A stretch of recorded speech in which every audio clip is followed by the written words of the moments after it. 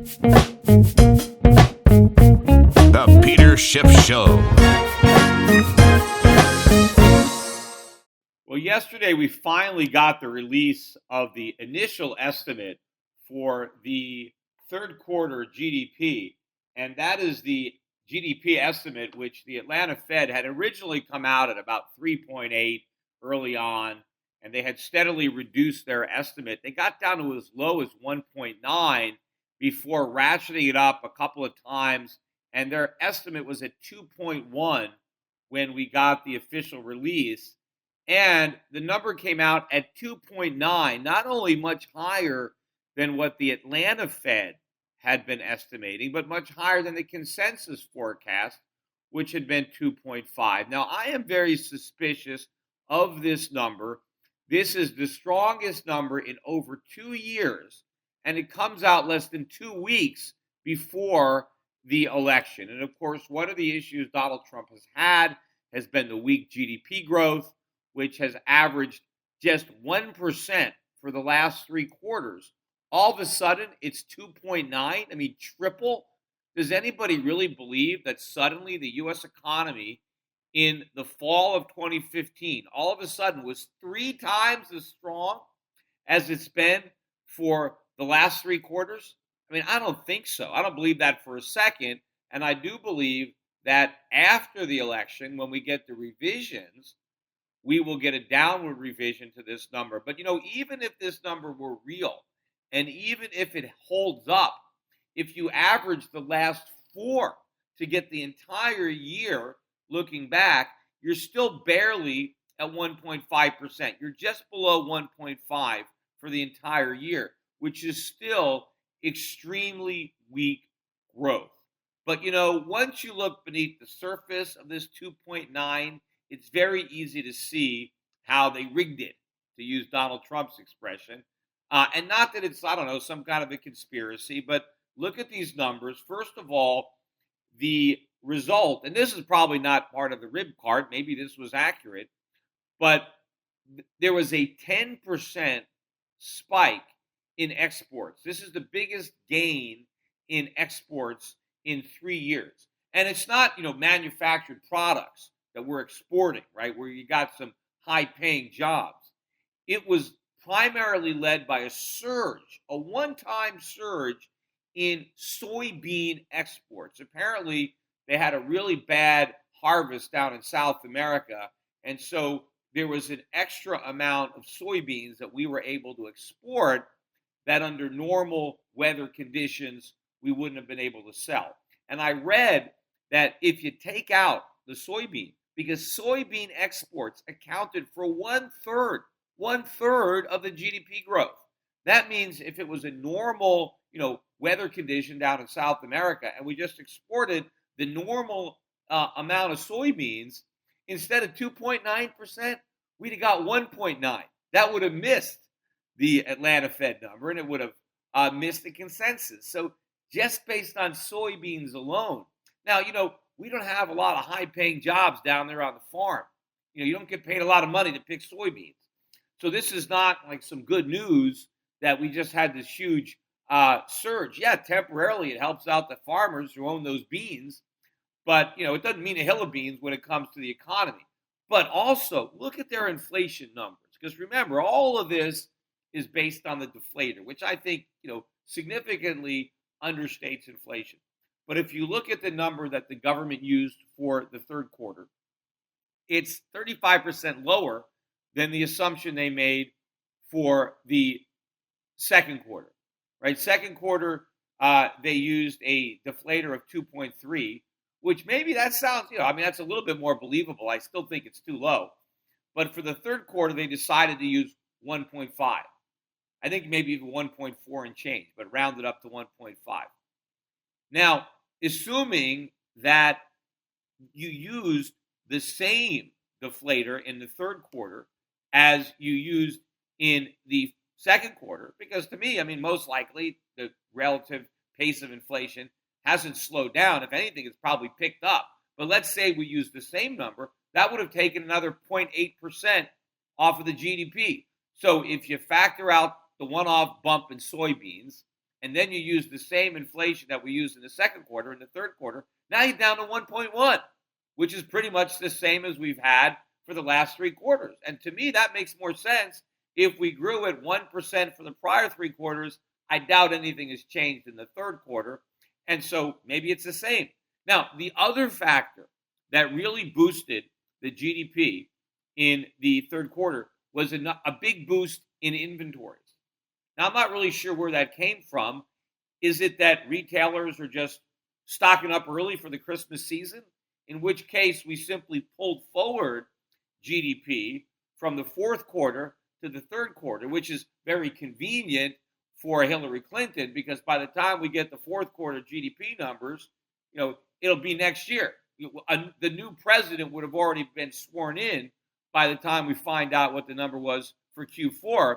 And so if we got this big inventory build in Q3, then it's probably going to mean that Q4 numbers will be lower because we pulled that inventory growth into the third quarter. And of course, I think once again, retailers are overestimating the ability of Americans to go shopping this Christmas season. As much as they want to buy stuff they can't afford, they can't afford it so much that they can't even do it.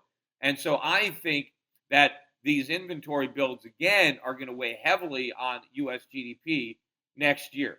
Also yesterday, in addition to the release of the GDP numbers, we got the consumer sentiment number, which was below estimates. But not only that, it was the lowest consumer sentiment number in 2 years. So we got the highest GDP growth in 2 years, yet the lowest consumer sentiment in 2 years. That doesn't seem right. I mean, you figure consumers should be happy if the economy is growing so much faster than it was in the past. Now, again, I think that the drop in consumer sentiment has to do, or had to do, with the diminished probability of a Donald Trump victory, as consumers rely themselves on the prospects of 4 more years of hell, which they've gone through under Obama, and now they're going to have to go through it under Hillary. Although now, look, given some of the new polling data, I just read a poll, most recent poll on ABC, showed that the gap between Hillary Clinton and Donald Trump, even in the official polls, had now narrowed to just 2 points. And that was before the FBI dropped the bombshell on Friday with respect to them reopening the investigation that they never should have closed. In fact, they should have closed it because they should have indicted her, but they're now reopening the email investigation. And that announcement came out early in the trading day. And in fact, I was looking at my phone, looking at quotes, because I was down in my booth. I'm here in New Orleans at the investment conference, and all of a sudden I saw a big spike in gold. In fact, at one point it was up $15, and I saw the dollar tank. The dollar index was down 50 or 60, and I was wondering what just happened. I mean, what came out that caused that? And then I looked on the news, and I saw what was going on with the FBI and Hillary. And of course, I know, and in fact, I went on. They called me, and I went on CNBC. And I tried to put my CNBC interview from yesterday up on my YouTube channel, and then NBC filed a copyright infringement on it. They took it down, and I'm not really sure why they did that, because I've been putting up videos from CNBC. In fact, the last video I put up of my Fast Money CNBC, we got almost 250,000 views on my channel alone. I mean, that's more people than watch Fast Money on CNBC. So you would think that they would like the publicity. But, I did talk positively about Donald Trump. So I don't know. Is that a coincidence or not? The only time I talk, real politics, they had me on to talk about Trump.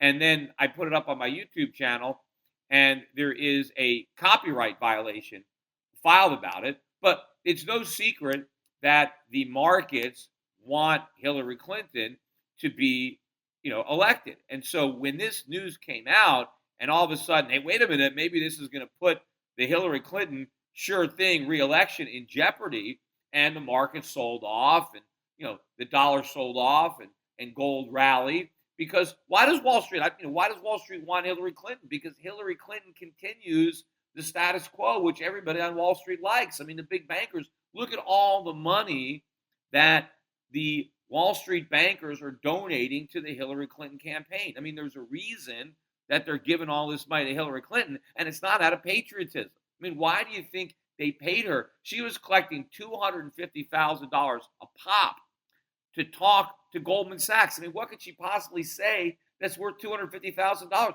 What could she say that's worth $50? I mean, there's nothing, and it's not like she's entertaining as a speaker. She's not that dynamic. People probably bored out of their mind listening to Hillary Clinton talk. No, these speeches were payoffs or paybacks. It's advanced bribes or maybe bribes for things that already happened. That's what's going on here. That's why they were setting up all these arrangements. So if there's some kind of jeopardy between the cozy relationship that the banks have with the government, with the Federal Reserve, they don't want Donald Trump upsetting that apple cart, because there's a chance that that game is going to end if Donald Trump is president. I mean, we don't know for sure. We know it'll definitely continue if Hillary is president, but Donald Trump is an unknown, and there's a good chance that he's going to go there and try to clean house, drain the swamp, which is what he's saying, and they don't want that swamp drained. And so the market sold off. But this is a very interesting development that's going on, because apparently, Hillary destroyed over 30,000 emails. And the worst part is she destroyed them after she got a congressional subpoena. Had she been smarter, she would have destroyed them a long time ago. She wouldn't have waited. That's how arrogant she was. But then she actually gets a subpoena. And then the subpoena says, hey, don't, preserve those records. They're under subpoena. We want you to bring them in. And then she destroys them, which alone is a criminal offense that should have lined her in jail, but nothing happened. But now, apparently, as part of this Anthony Weiner investigation, because he's been sexting with, underage girls, so they confiscated his computer. But apparently, the computer that he was using has over 10,000 or something emails of his wife's, who works in the as an aide or to Hillary Clinton, and apparently maybe 1,000 or more of the emails that Hillary destroyed were emails that were sent to her that are now there preserved on Anthony Weiner's laptop. Now, how they got from hers to his? I mean, Donald Trump actually warned about this a while ago, and he thought, hey, this could be very suspicious because she knows about Hillary's personal email account. Maybe Weiner knows about it, and who knows what he's doing with the information. And so now this stuff is coming out. So this stuff was announced, and now I think this potentially can turn the dynamic, because now they're not talking about girls anymore that are accusing Donald Trump of inappropriately kissing him. The election now, or the coverage is now shifting from Trump's indiscretions with women and how Trump treats women to Hillary Clinton and the criminal activity that she has been covering up. So this is a very, very important development, to the extent that maybe a lot of the salacious bombshells that dropped, maybe the media's gone by. Those stories are old now. That's old news. We got 10 days till the election, and now the media is going to be focused on a brand new topic, because, you want to get ratings now. I mean, they've already played out that story. They might have miscalculated when they released that audio from Billy Bush. Maybe they should have waited till a couple of days before the election, because now people are forgetting about that and everything that followed. And now they're focusing on this new FBI investigation. And of course, Hillary Clinton is demanding that they release everything. Now that seems suspicious to me. Maybe she's demanding it because that's not going to happen. I mean, if she actually thought the information was going to be released, I'm sure she wouldn't be demanding that it be released. Maybe that's just, showboating because she knows that it's not going to come out. But hopefully it will come out. But either way, just having it out there allows Trump to turn the dynamics of this conversation. And maybe even Hillary Clinton is not going to be able to get any traction out of this trumped up GDP number, because now she's too busy deflecting talk about the emails that might be on Weiner's computer and this new resurgent investigation. Also, we got more news that shows that the consumer is not in as good a shape as is generally perceived, because Amazon came out with very disappointing earnings. I mean, Amazon, that's where a lot of people are shopping. And if they're not shopping as much as people thought, then obviously that's an indication that things are not doing as well as people thought. And maybe this big inventory build that so goosed the third quarter GDP was another mistake because you've got a lot of unsold goods on the shelves, cluttering up the shelves. In fact, nowhere do you see this inventory overhang more predominant than in the automobile sector. In fact, there was news out this week, read the story, I think it was in the Times, about the glut of used cars and the fact that used car prices now, since 2008, this is the first time that they're falling since 2008. What happened in 2008? We started the Great Recession.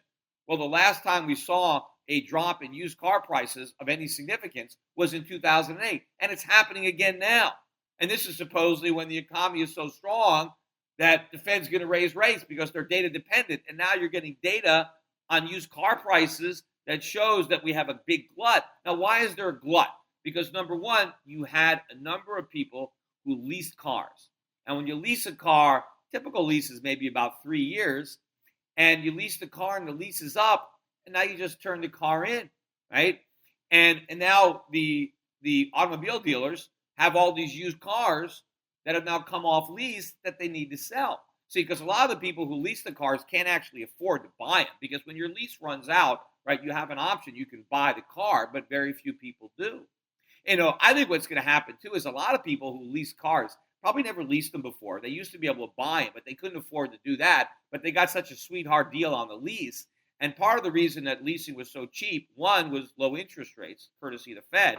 But the other part was the assumption of the residual value of the car, right? Because people assume that the car has a certain used value because the lender gets the car back and now they have to sell it. And so the lease payment is also a function about what they believe the car is going to be worth at the end of the lease. The problem is if you have massive leasing and now you have a lot of leases maturing at the same time, you have a lot of inventory to sell, which means what they assume the residual values would be is going to be too high, and the actual value is going to be lower. Especially, and I believe a lot of the people who lease cars and who maybe don't have a lot of experience leasing, maybe it's the first time they leased, right? Because leasing as a percentage of car sales was an all-time record high in this bubble. I bet a lot of people who lease these cars, I bet they drove too many miles. Because you get a lease. It's a 10,000-mile lease, a 12,000-mile lease. There are some people that drive 15, 20,000 miles a year. That's a lot of miles. And, you go and turn in your lease, and there's 20, 30 cents penalty per mile extra. So people can turn in their cars, and they can owe $3,000, $4,000, $5,000, $6,000 because they have extra mileage. Then plus, what if there's some damage? You have some dings, some you banged up your car a little bit. Usually when you return the car, they'll give you a couple of little scratches, right? If you can cover it up with a credit card, okay. But if it's bigger than a credit card, you got to pay. And then the tires too. If the tires don't have enough tread, you need new tires. Tires are expensive. So you turn in your lease, you're over mileage, you got bald tires, and you got a few scratches, you got thousands and thousands of dollars of penalties. I bet a lot of people who lease the cars can't make the payments. They don't have the money. So now what are the lenders going to do? Nothing. They can't get blood from a stone.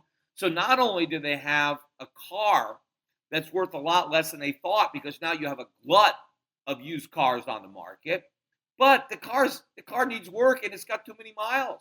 And so this could be a disaster because there's all kinds of bonds that have been collateralized based on these car leases, just like there were mortgages collateralized by subprime mortgages. Well, now you have subprime lending, and you got bonds collateralized by auto loans, just like they were collateralized by mortgages. And again, the assumptions that were originally made by the lenders are going to prove to be too optimistic when it comes to the ultimate value of the security, and that means losses, right? That means losses for investors. This is just starting to happen. The air is coming out of this auto bubble. Nobody is really paying attention to this, but it's here and it's happening. And another big issue, and Donald Trump is able to hammer on this, which I think is going to help him here in the waning days of the campaign, is Obamacare and the surging Obamacare premiums. I mean, I'm talking about, some people are getting their premiums doubled, but average is probably going to be much more than the 25% increase. There are a lot of people that are going to see their premiums increase next year, 50% or more. They're getting their notices now, so they know it's coming. You see, that's part of the thing that Obama designed a lot of this to happen, a lot of the bad things to happen after 2017, because, he's no longer president. So even the penalty, there's a big jump next year in the penalty for not buying insurance. And that happens in 2017. So, Obama's out of Dodge. But I guess the problem is some of the announcements are coming out now, and Hillary has to deal with it because the election hasn't happened yet. So some of this stuff is blown up on her campaign. So even though Obama's out of Dodge, Hillary's stuck there. And this is going to be a bigger issue. But, I read this article in the New York Times, and this article was about the fact that the penalty for not buying insurance, right, the penalty tax was too low, and that a lot of Americans were opting to pay the penalty instead of buying insurance. Now, this is exactly what I said and wrote was going to happen from day one. And now the New York Times finally gets around to writing a story that they should have written from the very beginning.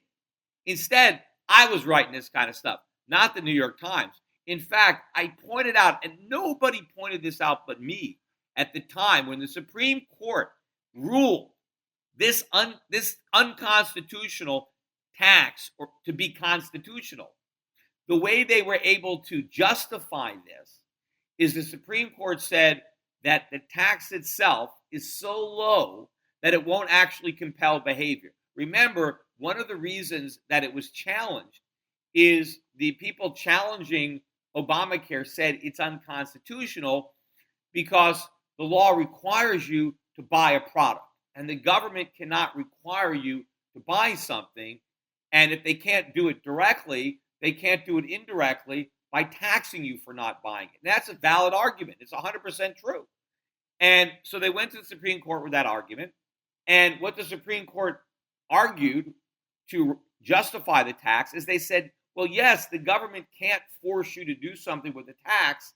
And they're not doing that with this tax because the tax is so low that it's not going to actually force anybody to buy insurance. Because insurance is so much more expensive than the tax, people will simply pay the tax instead of buying insurance. And so the irony is that the Supreme Court said Obamacare is only constitutional because it won't work. That's how ridiculous it is. And what I wrote at the time, I said eventually they're going to have to dramatically increase the penalties in order to force people to buy the insurance, because Obamacare is based on forcing young, healthy people to overpay for insurance so that older, sick people can get something for nothing. Well, the problem is the young, healthy people, A, don't have the money, but they don't have the desire to buy something that they don't need, because if they ever get sick, well, then they can buy the insurance then, because there's no ability to discriminate based on pre-existing conditions.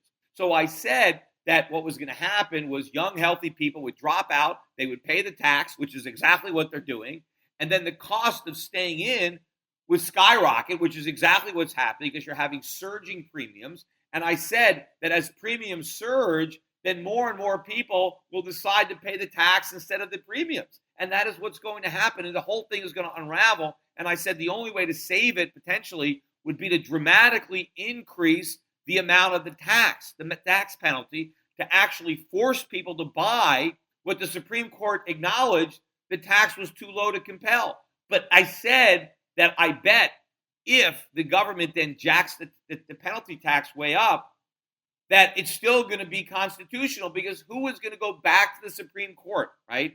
And now all the way back up again and say, okay, you said it was constitutional when the tax was really low, but now they've increased it tenfold, and now it's so expensive. Is anybody going to be able to get this case all the way back up to the Supreme Court again? Not a chance. So in other words, the Supreme Court says it's constitutional only because the penalty is really low, and then after they get the constitutional verdict, now they jack the penalty way up. But had the penalty been way up initially, then the tax would have then the whole Affordable Care Act would have been held unconstitutional.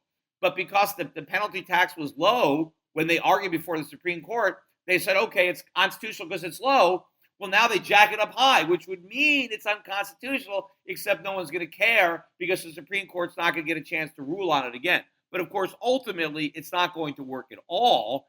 And where we're really headed and where Hillary Clinton will take us, I have no doubt in my mind that Hillary Clinton wants single payer. She wants socialized health insurance. And that's where Obamacare takes us because it completely destroys whatever was left of the free market system.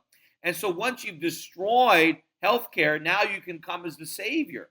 Just like, the Federal Reserve, almost destroys the economy by inflating a housing bubble, which bursts, and then you have a financial crisis, and now they claim credit for saving us, right? They're the firemen. They set your house on fire, and then they show up to put out the fire, and they want credit, right? That's what the government's going to want for destroying our healthcare system. Now they're going to say, oh, you need us to save it, which is, one of the reasons that, I prefer Trump over Clinton, because there's no way he's going to do that. Now, of course, I know on his stump speech, he talks about repealing and replacing. Now, I don't know, maybe the pollsters said you can't just repeal Obamacare. You got to say you're going to replace it. But, he never says what he's going to replace it with. And I'm hoping he's not going to replace it with anything except the free market. And that would technically not be a lie, right? We're going to repeal Obamacare and replace it with the free market, right? So just leave off the words free market. You're still replacing it. Just a lot of people assume that he wants to replace it with another government program. Hopefully that is not the case. What we want to bring back to the healthcare system is the free market, because we've replaced the free market with government. And I want to get rid of government and bring back the free market so the free market can do for healthcare what it's done for technology. One of the crazy things, too, about healthcare, and one of the reasons that all the proponents of big government, they want to claim that, healthcare is somehow different than other goods, is they say, well, healthcare gets, they come up with new things and more creative things, more sophisticated things, so it's more complicated. And because it's more sophisticated and more complicated, it's more expensive. That's nonsense. I mean, how much more complicated and sophisticated are our cell phones today than they were 5 or 10 years ago? But how much cheaper are they today than they were 5 or 10 years ago? How much more technology is in our laptops or in our television sets? Having more technology, being more complicated and being more sophisticated doesn't mean more expensive. Not in the free market. The free market does two things. It increases quality while it decreases price. Government does the opposite, right? It decreases quality and increases price. And that's what's going on in healthcare. And of course, it's going to go on even worse if Hillary Clinton gets elected. But maybe the odds of Trump. But I've been saying, look, I look at these polls, and yes, I mean, there's a big margin of error. And in general, Clinton has been way ahead. And I know that there is a predisposition of a lot of people to just vote Democrat because they're just impoverished and they believe the only hope they have is for the government to steal money and give it to them. I mean, that's part of the reason that the government, particularly the left, wants to trap people in poverty, because they buy those voters, right? They cripple people and say, here, I got the crutch. Vote for me and I'll help you walk, right? But meanwhile, it's the government that cripples them. So the more dependent voters they can create, the more voters who think their only way out of poverty is government. But government is why they're in poverty, and the real way out of poverty is free market capitalism. But maybe there's people are in such despair, even as, again, President Obama's own advisor down in Brazil coming out and admitting how desperate the situation is for most Americans. Maybe it's so bad, and maybe Hillary Clinton's criminal activity is now, the focal point of the campaign in the waning days. And again, as I said, maybe the polls don't quite reflect people who want to vote for Trump, but for whatever reason are embarrassed about acknowledging that that's what they're going to do to whoever is running the polls, or the fact that I do believe that there is a large percentage of Trump voters who are highly motivated and who honestly believe that Donald Trump can deliver on his promises. I think the percentage of Hillary voters who actually think anything is going to get better if they elect her is extremely small. And therefore, they are much less motivated to actually go out and vote. And certainly there's still a lot of residual distrust and hate for Hillary on the part of Bernie Sanders supporters. And as much as Bernie is out there encouraging his supporters to go and vote and hold their nose and vote for Hillary, a lot of them probably don't want to do it.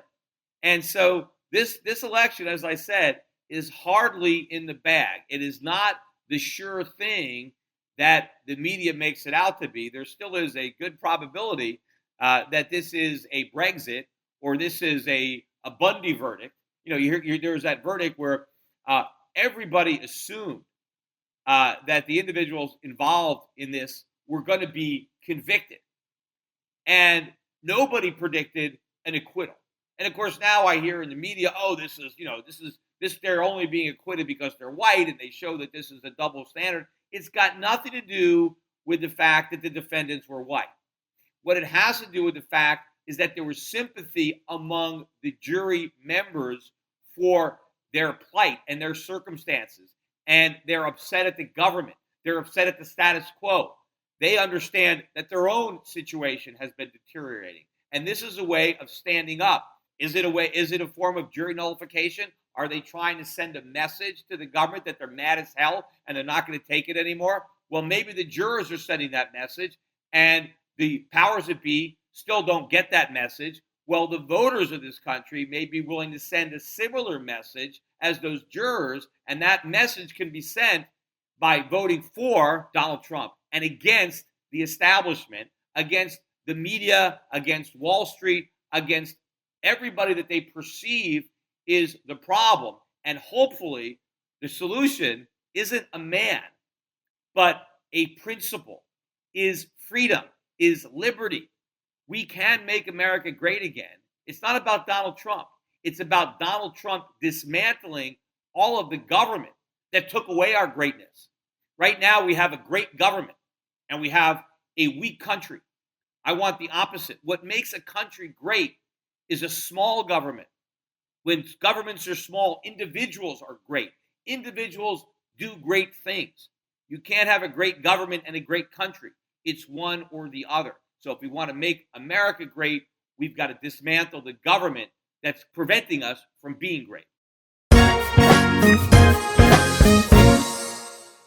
Today's financial advisors behave like pro wrestling TV commentators. They scream that the recovery is strong, debt is manageable, inflation is low, and that the Federal Reserve has everything under control.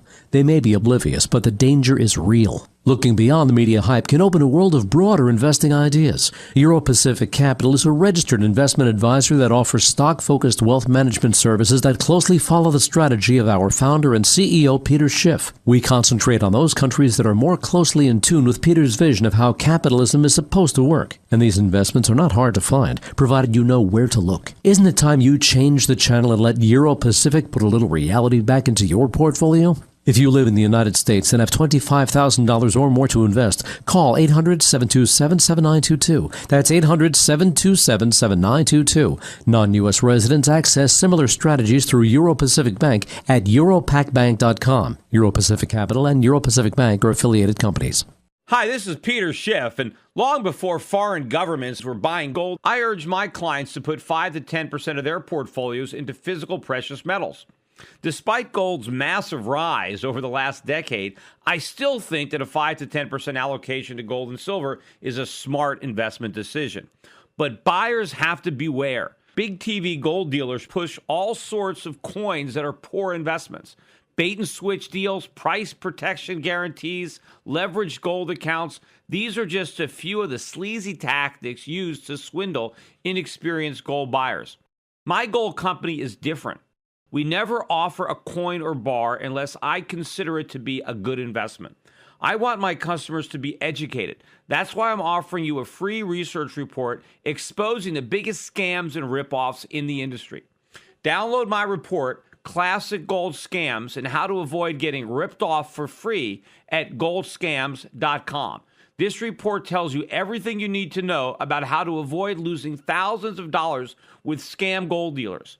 It even tells you how to tell if a salesman is lying to you on the phone. This is a must-read for anyone considering a gold or silver investment. Download this free report today at goldscams.com. That's goldscams.com.